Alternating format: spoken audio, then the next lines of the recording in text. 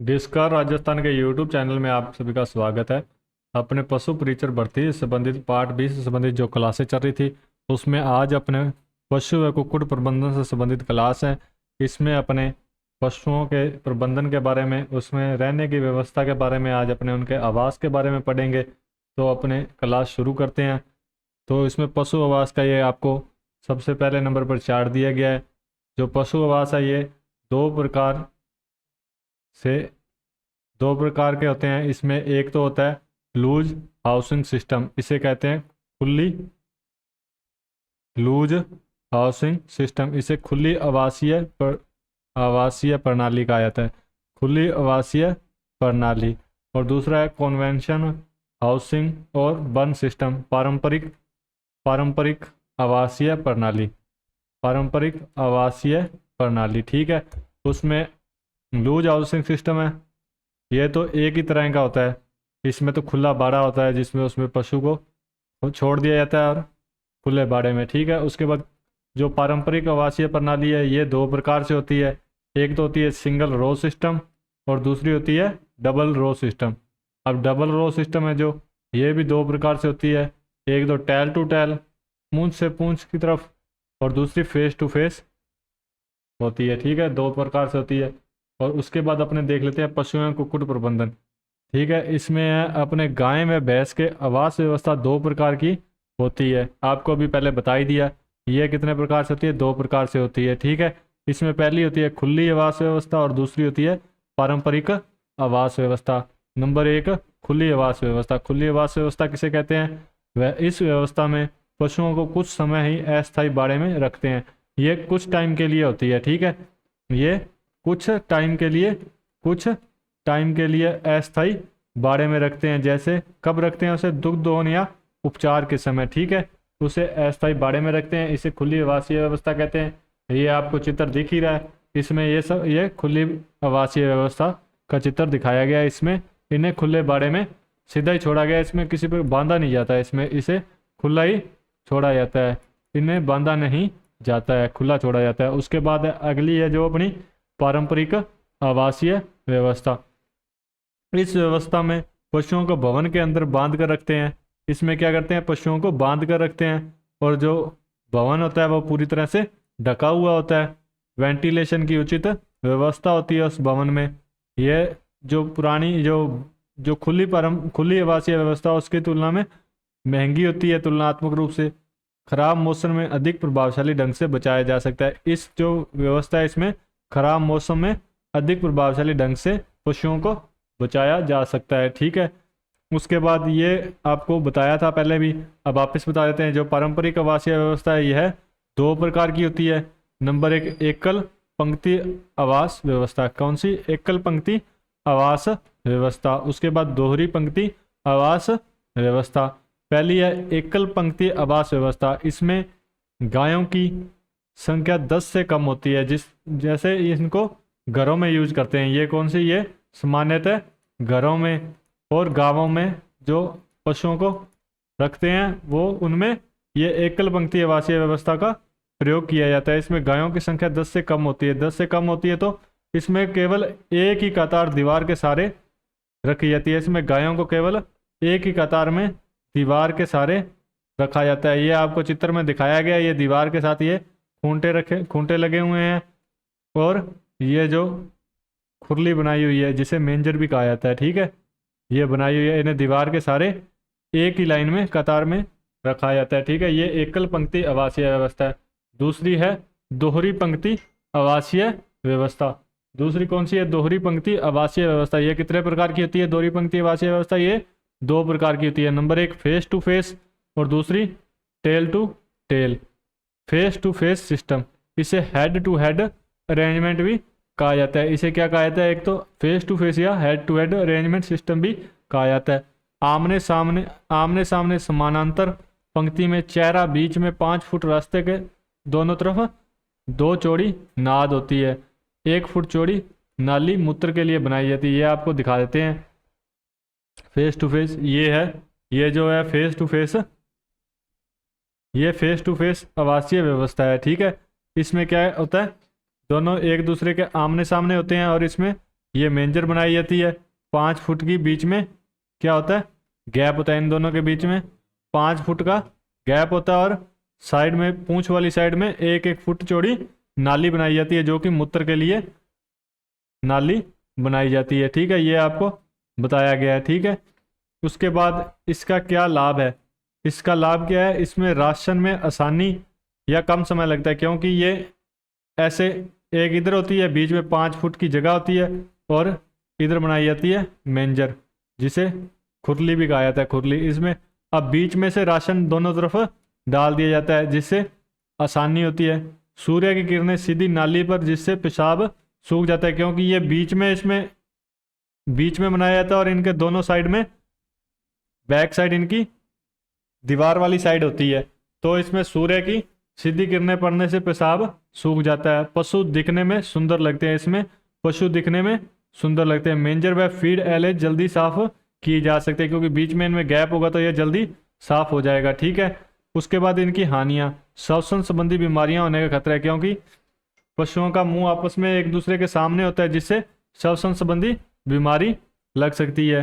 ठीक है, उसके बाद अपना है, आगे देखते हैं। पशुओं की देखरेख करना आसान नहीं होता, इससे पशुओं की देखरेख करना आसान नहीं होता है, क्योंकि इनका दोनों का मुंह एक साइड ही होता है, तो ये बीच में पशु अधिक होने के कारण देखरेख करना आसान नहीं होता। और पशुपालकों की साफ सफाई में भी अधिक समय लगता है, क्योंकि इनकी दोनों साइड नाली होती है मूत्र के लिए, तो उनको साफ करने में टाइम अधिक लगता है। ठीक है, उसके बाद है अपनी टेल टू टेल सिस्टम।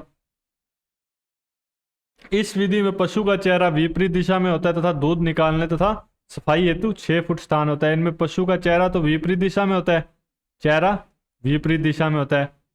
ठीक है, ऐसे होता है। ठीक है, और इनमें इनके दूध निकालने में सफाई हेतु 6 फुट का स्थान होता है। आपको दिखा देते हैं, ये दोनों, ये बीच में, इनके बीच में कितना होता है, 6 फुट का बीच में ये गैप छोड़ा होता है। इनका चेहरा विपरीत दिशा में, चेहरा दोनों का विपरीत दिशा में, ये बीच में 6 फुट का गैप छोड़ा होता है। ठीक है, और ये इधर खुरली या मेंजर बनाई जाती है। ठीक है, ये आपको दिख ही रहा है। इसकी लाभ, इसके लाभ क्या क्या है, साफ सफाई में कम समय लगता है, क्योंकि दोनों दोनों दोनों की पूंछ एक साइड होती है, तो इसकी साफ सफाई एक साइड से सारी सफाई हो जाती है, इसमें कम समय लगता है। ठीक है, श्वसन संबंधी बीमारियां भी नहीं होती, क्योंकि दोनों के मुंह अलग अलग विपरीत दिशा में होते हैं, तो श्वसन संबंधी बीमारी नहीं होगी। और गांव को बाहर से निरंतर शुद्ध हवा मिलती है, अर्थात मुंह से होने वाला रोग भी नहीं फैलता है। इनको निरंतर शुद्ध हवा मिलती है, और मुंह से होने वाले रोग भी नहीं फैलते हैं। ठीक है, उसके बाद हानियां, चारा डालने में अधिक समय लगता है, क्योंकि दोनों को अलग अलग चारा डालना पड़ेगा, तो अधिक समय लगेगा। ठीक है, ये आपको दिखाई दिया। ये जो है इधर वाली, ये तो है फेस टू फेस, ये कौन सी है, फेस टू फेस, और ये टेल टू टेल। ठीक है, उसके बाद अब अगली है अपनी, आगे हैं जो पारंपरिक हाउसिंग सिस्टम के निम्नलिखित इकाइयाँ। ये जो इनकी इकाइयाँ हैं, पहला है काल्विंग बॉक्स। काल्विंग बॉक्स होता है, गाभिन गाय को काल्विंग बॉक्स में 100 गायों पर बनाते हैं, मतलब कि जो बच्चे देने वाली गायें हैं, जो प्रेग्नेंट गायें हैं, उनके लिए बनाते हैं 100 गायों पर, प्रति 100 गायों पर एक काल्विन बॉक्स बनाया जाता है। उसके बाद है इसोलेशन बॉक्स। इसमें संक्रामक रोग से ग्रसित पशुओं को अलग रखने के लिए, आइसोलेट करने के लिए आइसोलेशन बॉक्स बनाया जाता है। ठीक है, इसमें 150 स्क्वायर फुट का होता है। ये कितने का होता है, 150 स्क्वायर फुट का होता है। उसके बाद बुल शेड, सांड के लिए 150 स्क्वायर फुट का अलग कमरा बनाया जाता है, उसे बुल शेड कहा जाता है। यंग स्टॉक शेड, इसमें नर में मादा के लिए, वयस्क पशुओं के लिए अलग से शेड बनाते हैं। जो वयस्क पशुओं के लिए, उसके लिए अलग से शेड बनाया जाता है, उसे यंग स्टॉक शेड कहा जाता है। उसके बाद काउ शेड, वह स्थान जहाँ पशुओं को कतारों में बांधा जाता है, उसे कहा जाता है काउ शेड कहा जाता है। उसके बाद मेंजर किसे कहा जाता है, चारा डालने के लिए उचित स्थान, जिसे खुरली भी कहा जाता है, उसे क्या कहा जाता है, मेंजर या खुरली कहा जाता है। ठीक है,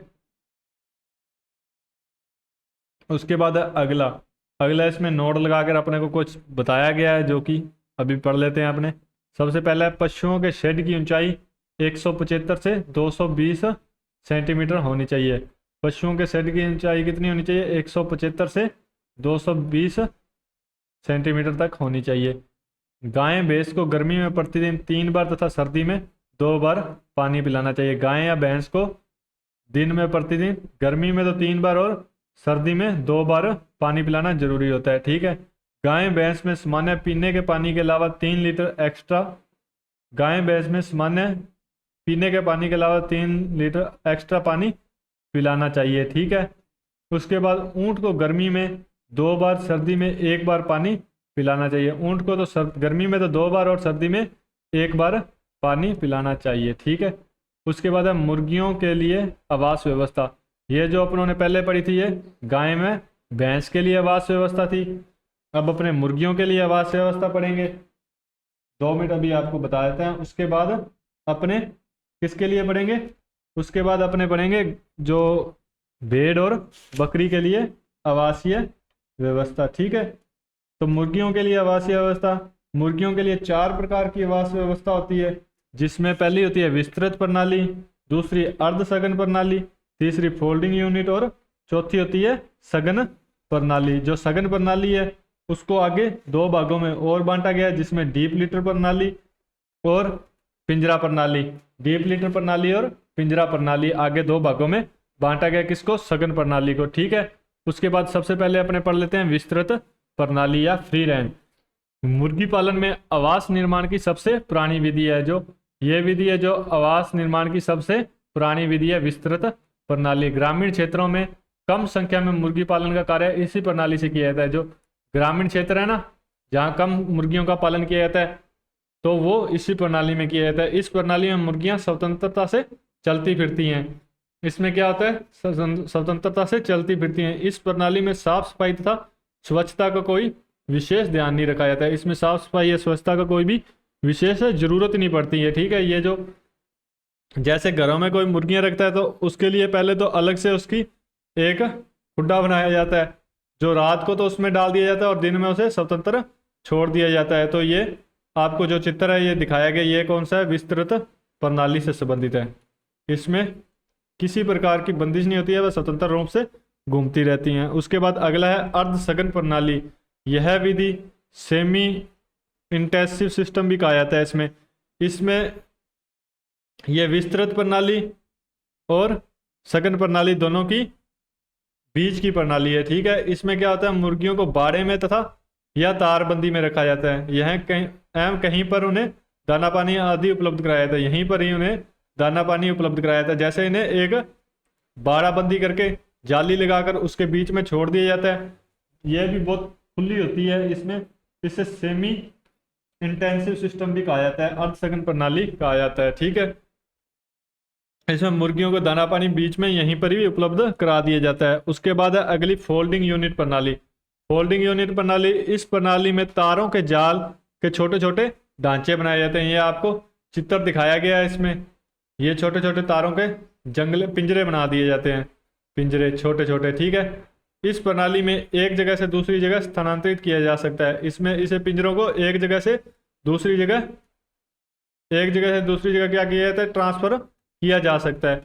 प्रत्येक पक्षी के लिए 4 वर्ग फीट पर बर्ड का पिंजरा बनाया जाता है। 4 वर्ग फीट का पर बर्ड का एक पक्षी के लिए 4 वर्ग फीट के हिसाब से जो है ये पिंजरा बनाया जाता है, ठीक है। उसके बाद है सघन प्रणाली। सघन प्रणाली, इस प्रणाली में कम खर्चे में अधिक पक्षियों को एक साथ देख रेख कर सकते हैं। इस प्रणाली में क्या कर सकते हैं? कम खर्चे में अधिक पक्षियों को एक साथ देख रेख कर सकते हैं। आधुनिक मुर्गी पालन में यह विधि का सर्वश्रेष्ठ प्रयोग किया जा रहा है। जो मुर्गी फार्म होते हैं ना, उसमें इनका प्रयोग किया जाता है। सघन प्रणाली 2 प्रकार की होती है, एक तो डीप लीटर प्रणाली और दूसरी पिंजरा प्रणाली। पहली होती है डीप लीटर प्रणाली और दूसरी पिंजरा प्रणाली। अपने पहले देख लेते हैं डीप लीटर प्रणाली। इस प्रणाली में मुर्गियों को एक उचित आकार के कमरे में बिछाली पर रखा जाता है। एक उचित प्रकार के कमरे में बिछाली पर रखा जाता है, इसलिए इसे गहरी बिछाली प्रणाली कहा जाता है। इसे क्या कहा जाता है? गहरी बिछाली प्रणाली कहा जाता है। यह ब्रायलर और लेयर दोनों पक्षियों के लिए उपयुक्त है। यह ब्रायलर जो अंडे देने, एक तो जो अपने मांस के लिए पालते हैं और अंडों के लिए पालते हैं, दोनों पक्षियों के लिए उपयुक्त है। डीप लीटर की मोटाई 8 से 12 इंच होनी चाहिए। लीटर किसे बोलते हैं? इसमें लीटर बोलते हैं किसी भी सूखे चारे को, सूखा चारा जिसको कि इसमें नीचे बिछा दिया जाता है, ठीक है। इस डीप लीटर को प्रत्येक सप्ताह बदलते रहते हैं। जो डीप लीटर है उसे हर सप्ताह बदलते रहते हैं। इस प्रणाली में 250 से 300 पक्षियों को एक साथ रखते हैं। आपको अभी चित्र दिखाते हैं। ये जो चित्र है इसमें, ये चित्र में ये डीप लीटर प्रणाली है। इसमें जो नीचे कोई भी सूखा चारा बिछाया जाता है, जो भी सूखा चारा है उसको बिछा दिया जाता है, जो कि हफ्ते में, एक हफ्ते के बाद उसे बदलते हैं। और इसमें 200 से 250 पक्षियों को एक साथ रख सकते हैं, ठीक है। उसके बाद अगली है पिंजरा प्रणाली। उसके बाद अगली कौन सी है? पिंजरा प्रणाली। इसमें लोहे के पिंजरों में पक्षियों को रखते हैं। इसमें क्या रखते हैं? लोहे के पिंजरों में। केवल अंडे देने वाले पक्षियों के लिए ही उपयुक्त है। ये किसके लिए उपयुक्त है? केवल अंडे देने वाले पक्षियों के लिए। कम जगह में अधिक पक्षियों को रखा जाता है, क्योंकि एक के ऊपर एक पिंजरे की लेयर रख सकते हैं, ठीक है। सबसे सघन प्रणाली है ये, सबसे ज्यादा सघन प्रणाली है, ठीक है। उसके बाद है इसकी लाभ व हानियां क्या क्या है। सबसे पहले इसके लाभ पढ़ लेते हैं अपने। क्या? इस प्रणाली में कम जगह में अधिक मुर्गियां रखी जा सकती है। क्या है? कम जगह में अधिक मुर्गियां रखी जा सकती है। इस प्रणाली में कम लागत में बहुत सी मुर्गियों की देखरेख कर सकते हैं। कम लागत में अधिक मुर्गियों की देखरेख कर सकते हैं। उसके बाद इसकी हानियां क्या है? इसकी हानियां है कैनाबालिज्म। पिंजरे में कम जगह होने के कारण मुर्गियां एक दूसरे को चोंच मारती हैं। जो पिंजरे पास पास होते हैं और कम जगह होने के कारण मुर्गियां एक दूसरे को क्या करती है? चोंच मारती हैं। इस प्रणाली में टूटे हुए व दरार वाले अंडों की संख्या अधिक बढ़ जाती है, क्योंकि ये पिंजरे में होती है और पिंजरे में अधिक पक्षी होते हैं, जिससे इनके अंडे टूटे या दरार वाले अंडों की संख्या बढ़ जाती है। उसके बाद अपने एक और कर लेते हैं, जो वो है भेड़ व बकरी के आवासीय व्यवस्था। भेड़ बकरी के जो इसमें सामान्य सी जानकारी है थोड़ी बहुत, उसमें है इनके पेन, जो इनकी पेन की ऊंचाई है, पेन की ऊंचाई 300 सेंटीमीटर होनी चाहिए। कितनी होनी चाहिए? 300 सेंटीमीटर। और इनके पेन की ऊंचाई कितनी होनी चाहिए? अभी अपने यहाँ पर 2 मीटर को लिख के अभी करवा देता हूँ आपको। भेड़ व बकरी की आवासीय व्यवस्था। भेड़ व बकरी की आवासीय व्यवस्था, ठीक है। इसमें इसके बकरी के आवास या पेन की ऊंचाई कितनी होनी चाहिए? पेन की ऊंचाई कितनी होनी चाहिए? 300 सेंटीमीटर, ठीक है।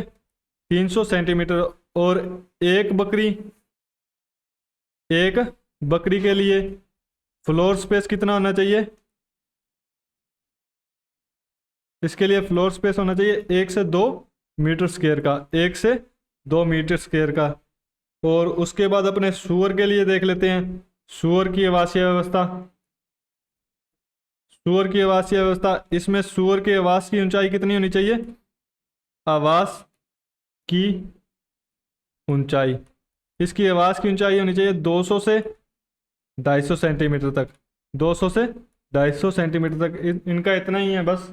और उसके बाद अपने अगली क्लास लेकर हाजिर होंगे। आज के लिए इतना ही। डिस्कवर राजस्थान के यूट्यूब चैनल से जुड़ने के लिए आप सभी का धन्यवाद। Thank you.